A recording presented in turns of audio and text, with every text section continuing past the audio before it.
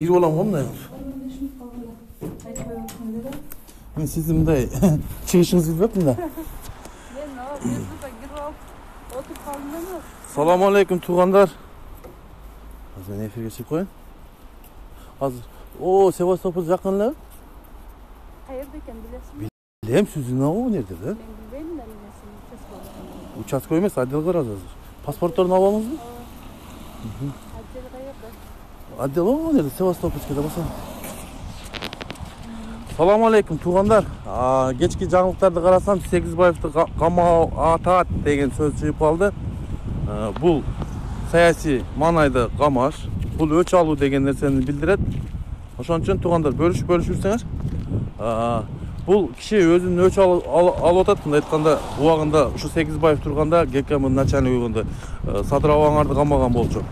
Ошон үчүн туугандар, бул Сегизбаевдин камалышы саясий маанайда туугандар. Саясий приказдарды аткарган ошо генералдар, чиновниктер. Ошолорго жаза табыш керек, ушуларгачы ойлопчу.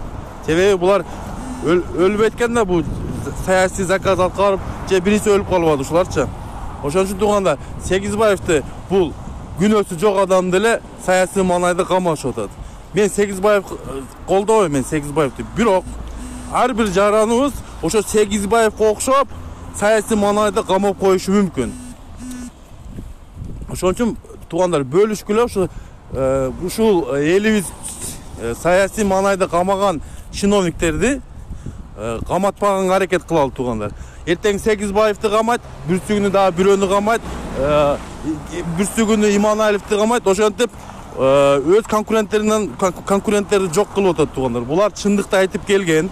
Сегизбаев убагында айткан, Садыраваңар действительно преступник болгон. Машинасында 2012-жылы оружие чыккан, ошондо ак үйдү басып алам дегендечи. 2017 келгенде границадан Казакстандан Кыргызстанга өткөндө ошо маалда Сегизбаев ГКМ начальниги эле бул киши өз милдетин аткарды. Бул саясий болгон эмес, бул действительно Садыраваңар преступник болгон. Мындай айтканда, организатор преступления. Европада отуруп алып, Эмил Каптагаевди заложник алган туугандар. Бөлүшүңүздөр туугандар, бөлүшүрсеңиздер. Эми туугандар, тезек тере турган заман келди туугандар. Мен кечегенде айтып кеттим эле, Ош шаарында свет жок экен деп, Южный микрорайонунда. Ошо тезек тере турган заман келип калды окшойт туугандар. Бул Аваңар чото подозрительный өтөчү. Мен ушу элитаны чакырып кетет элем, кыргыз элитасын. Азыркы чимкириктерди эмес, кыргыз элитасын. Ушундайга жол бербейли. Саясий маанайда камай турган заказдар аткаргандардын өз жазасын бериш керек бардыгын. Ким приказ берди? Ошо Садыр Жапаров берди, Ташиев берди. Бардыгын башына өзүнө иш козгош керек булардынчы. Биз ошого жол бербесек, Куда каласа бийлигибиз таза жүргөн адамдар келет. Коррупцияга аралашпаган адамдарчы. Булардын нерсеси өч алуу эле болуп калды туугандар. Ошон үчүн мен кыргыз элин чакырып кетет элем, Сегизбаевдин тарапташтарына чакырып кетет элем. Каматпаганга аракет кылыңыздар туугандар. Элди алып чыккыла Бишкекке. Мындай беспредел бир дагы мамлекетте болбойт мындай саясий маанайдачы туугандар. Ошон үчүн кайдыгер карап алгыла. Вообще кайдыгер карап ал. Сегизбаевдин күнөөсү жок ол адам. Пока сот боло элек күнөөсү жок. Сотко чейин тышкында айтканда үй камагына деле чыгарса болот. Оны именно СИЗОдо кармап отурган болбойт оны туугандар. Ошону таратып жүрсеңиздер, мен ушу Сегизбаевдин тарапташтарына айтып кетет элем. Ушу Сегизбаевди камай турган болсо чыгыңыздар көчөгө туугандар. Мен болгондо мен чыгат болчумун. Мен Сегизбаевдин тарапташы эмесмин. Бирок как адам катары солидарность кылып чыкмакмын туугандар. Алейкум ассалам.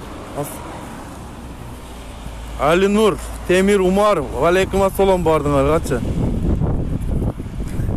Мындай кете турган болсак, бүгүн Сегизбаев, эртең Иманалиев, бүрсүгүнү дагы бирөөсү ошентип камап өзүнүн конкуренттерин бардын камап жок кылат туугандар. Ошон үчүн бөлүшүңүздөр. Бул нерсе саясий маанайда. Мындай айтканда ачык билинип көрүнүп турат. Булар өч алуу максатында эле камап атат туугандар. Бул Сегизбаев, бул мен как адам катары айтайын, бул өз милдетин аткарган. Садыр преступлениясы үчүн камалган. Мен ошону айтып кеттим. 100% кылыпчы. Мен дагы эфирге кирем, бөлүшүп бөлүшүрүңүздөр туугандар.